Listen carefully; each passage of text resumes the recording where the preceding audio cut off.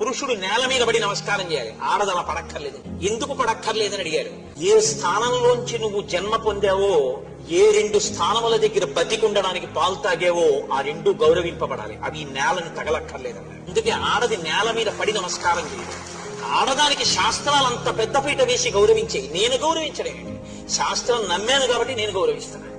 కాబట్టి స్త్రీకి సనాతన ధర్మంలో, స్మృతిలో, శాస్త్రంలో వేసినంత పెద్దపీట బహుశా ఎక్కడా ఎవ్వరూ వేయరు. నీకు చేత కాకపోతే, నువ్వు పురాణం చదవకపోతే, నువ్వు కావ్యాలు చదవకపోతే నీకు ఇంకోలా కనపడచ్చు. నువ్వు చదివితే ఆ మాటను వాళ్ళే.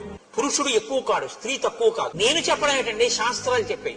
పురుషుడు నేల మీద పడి నమస్కారం చేయాలి, ఆడది అలా పడక్కర్లేదు. ఎందుకు పడక్కర్లేదని అడిగారు. ఏ స్థానంలోంచి నువ్వు జన్మ పొందావో, ఏ రెండు స్థానముల దగ్గర బతికుండడానికి పాలు తాగేవో ఆ రెండు గౌరవింపబడాలి. అవి నేలని తగలక్కర్లేదన్నారు. అందుకే ఆడది నేల మీద పడి నమస్కారం చేయదు.